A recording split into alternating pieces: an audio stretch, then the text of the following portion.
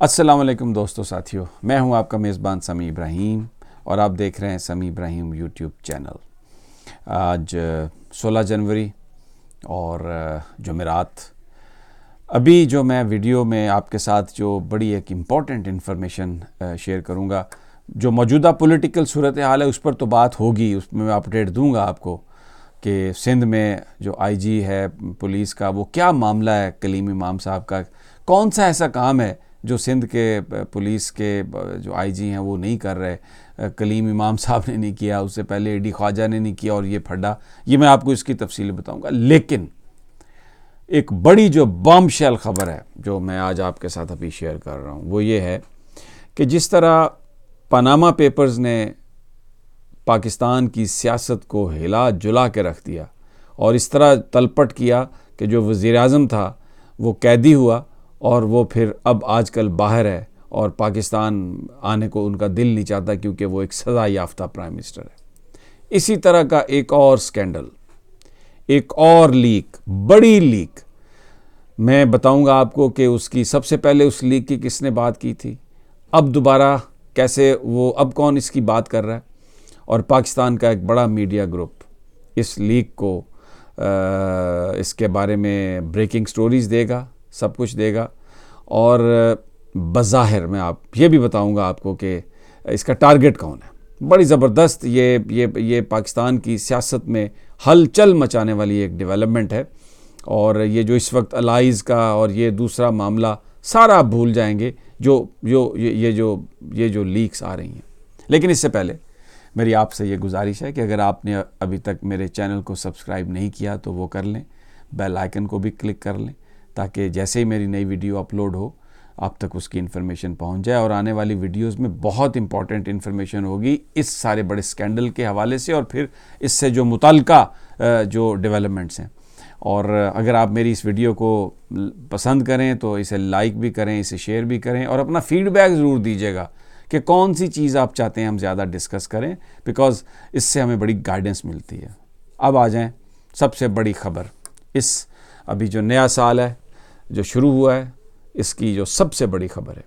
जिस तरह Panama papers, Panama में एक लॉ फर्म थी जो ऑफशोर कंपनीज बनाती थी, जिसके डॉक्यूमेंट लीक हुए, चोरी हुए और वो लाखों की तादाद में वो डॉक्यूमेंट्स थे और पूरी दुनिया में से 200 जर्नलिस्टों ने उस पर इन्वेस्टिगेशन की। जिस मुल्क के किसी भी इम्पोर्टेंट आदमी का नाम था उनको वहाँ पर वो डॉक्यूमेंट्स भेजे गए इन्वेस्टिगेटिव जर्नलिस्ट को। उन्होंने उसका जो कंसर्न लोग हैं उनसे बात की, जिस तरह यहाँ पर पाकिस्तान में भी वो डॉक्यूमेंट्स आए और जो रिपोर्टर कर रहे थे सब कुछ, उन्होंने शरीफ ख़ानदान से रब्ता भी किया इस हवाले से।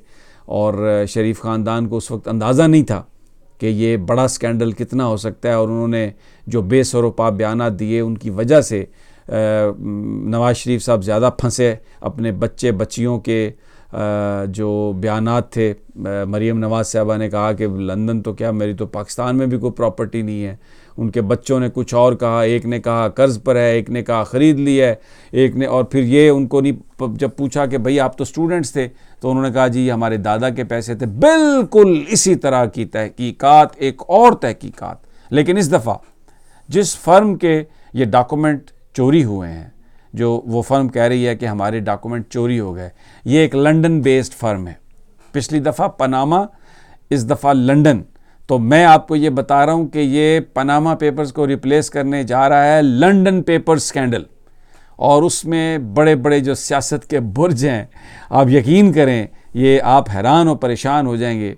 और बहुत जल्द ये जो इन्वेस्टिगेशन है, ये जो पेपर लीक हुए हैं उसमें बड़े बड़े पर्दा नशीनों के नाम हैं, बहुत बड़े फनकारों के नाम हैं, खिलाड़ी इस मुल्क के जो पॉलिटिकल खिलाड़ी हैं, तो उसमें उनका नाम उनके लीक होंगे और इससे जॉल्ट आएगा। और मैं आपको बता दूं कितने डॉक्यूमेंट उस फर्म के चोरी हुए हैं। जो उस फर्म ने कहा है, उस फर्म के 4 लाख से ज़ायद पेजेस डॉक्यूमेंट्स चोरी हुए हैं।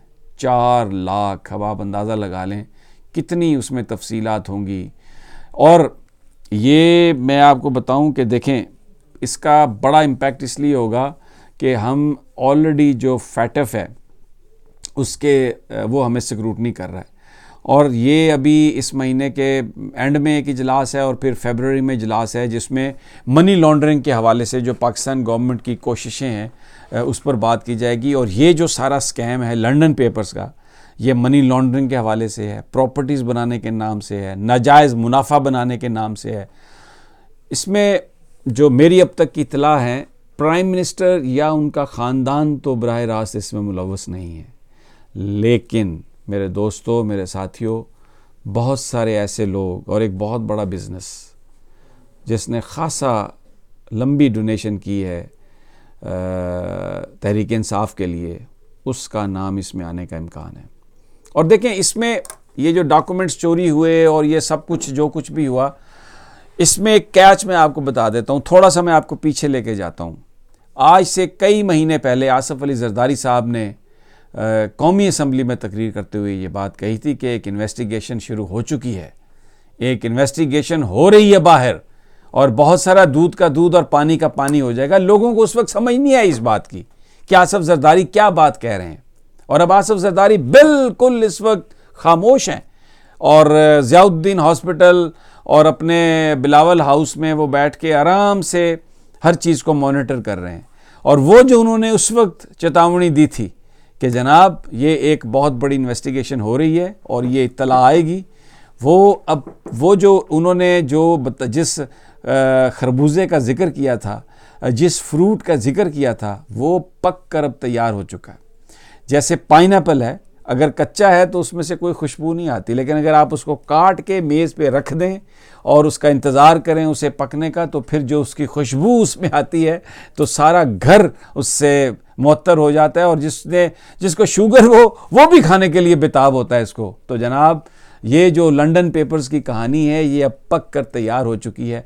4 लाख डॉक्यूमेंट्स हैं उसमें, जिसमें बड़े बड़े नाम हैं पाकिस्तान के, तहरीक इंसाफ के बड़े स्पॉन्सर्स के नाम हैं, और भी दूसरे लोगों के नाम हैं, सिविल ब्यूरोक्रेसी के भी नाम है उसमें। मैं बहुत सारे ऐसे लोगों के नाम हैं जो मैं आपके साथ इस वक्त, मेरा नहीं ख्याल कि मैं वो आपसे शेयर करूं, क्योंकि ये थोड़ा कानूनी मामला हो जाएगा, लेकिन ये बस बहुत जल्द। और मैं आपको बताऊं दूसरी बात, अब इस बात की जो तायीद है, हमने राब्ता किया क्योंकि जरदारी साहब ने ये बात कही थी और लंदन से खबरें आ रही थी।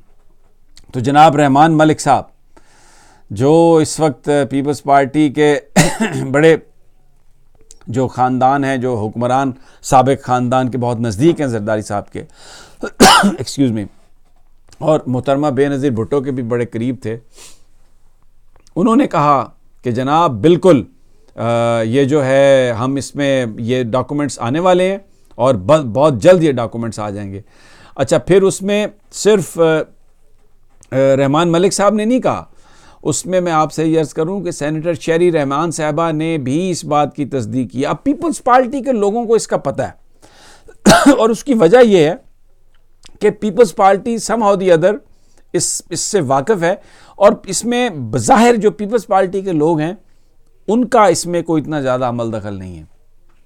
नून के फंसेंगे कुछ और मज़ीद लोग, और तहरीक इंसाफ के जो स्पॉन्सर हैं इस बात का इम्कान है कि वो भी इसमें फंसेंगे। बहरहाल, एक बड़ा नाम जो कराची की एक कंपनी है बहुत बड़ी, जिनके चीफ एग्जेक्टिव अभी थोड़ा पिछले दिनों लंदन में गिरफ़्तार भी हुए, फिर उसके बाद वो ज़मानत पर रिहा हुए, उनकी जो इन्वेस्टिगेशन है वो भी इन्हीं पेपर्स में कहीं ना कहीं उसकी कहानी छुपी हुई है, और अब वो मज़ीद सामने आ जाएगी, अनफोल्ड होगा। वक्त आने पर हम आपको सारी तफसीलात से आगाह करेंगे, लेकिन get ready for a big jolt. और अब पनामा पेपर्स की जगह लंदन पेपर, और उससे पाकिस्तान की जो हुकूमत है, पाकिस्तान की जो पॉलिटिकल पार्टीज़ हैं, पाकिस्तान का जो पॉलिटिकल लैंडस्केप है, वो सारे का सारा तब्दील हो सकता है।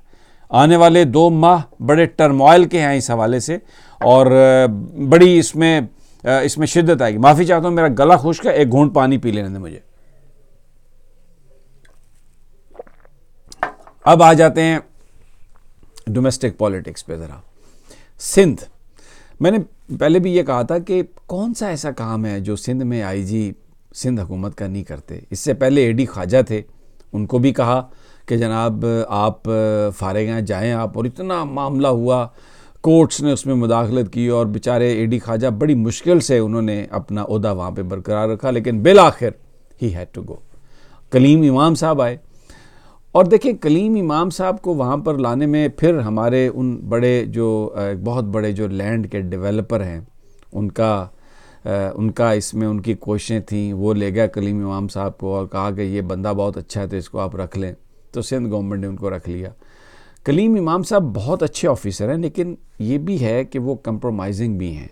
वो जहाँ पर बड़े जहांदीदा आदमी हैं, जहाँ पर वो समझते हैं कि मामलात इधर उधर हो सकते हैं तो वो उस पर कंप्रोमाइज़ भी कर लेते हैं। लेकिन सिंध हुकूमत ने अब सिंध काबीना से इस बात की मंजूरी ले ली है और जो वफाक है वो इस बात पे बज़िद हो गया कि जी हम आईजी को तब्दील नहीं करेंगे। अजीब इत्तफाक है ये, वक्त कितना बेरहम और जालिम है। मोहतरमा बेनज़ीर भुट्टो की पहली जो गवर्नमेंट थी उसमें मोहतरमा वज़ीर आज़म थी और नवाज़ शरीफ साहब पंजाब के वज़ीर आला थे और वो उस वक्त के जो आईजी हैं उनके तबादले के मामले पर ख़ास तौर पर जो एडिशनल आईजी चौधरी सरदार मोहम्मद थे, बाद में वो आईजी पंजाब भी बने, उनको वफाक ये कहता था कि ये हमारा हक है कि हम लगाएं क्योंकि वो वफाकी मुलाजम है। जबकि नवाज़ शरीफ साहब जो पंजाब के वज़ीर आला थे उन्होंने आईजी को रिलीज़ करने से इनकार कर दिया और उन्होंने कहा कि जनाब ये वफाक में रिपोर्ट नहीं करेंगे, ये पंजाब के आईजी हैं और पंजाब गवर्नमेंट की सवाबदीद पर रहेंगे। बड़ा फड्डा हुआ। लेकिन अब देखें वक्त कितना बेरहम है। वो पीपल्स पार्टी जो वफाक में थी और कहती थी कि आईजी को लगाना वफाक का काम है, अब वो सूबे में है। तो जब वफाक ने कहा कि हम आईजी को तब्दील करते हैं, उन्होंने कहा ना, नहीं जनाब, ये तो सूबे का काम है। अब उन्होंने वो पोजीशन ले ली जो उस वक्त नवाज शरीफ साहब की पोजीशन थी। ये है पाकिस्तान की पॉलिटिक्स और ये हैं वो मामलात जिनकी वजह से इस मुल्क में जो तरक्की है वो रुकी हुई है। बहरहाल बड़ा इंटरेस्टिंग सिनेरियो है और आने वाले दिनों में, आने वाले वक्तों में जैसे जैसे ये चीज़ें अनफोल्ड होंगी मैं आपकी खिदमत में पेश करता रहूँगा। तब तक हमें इजाज़त दीजिए। अल्लाह निगहबान।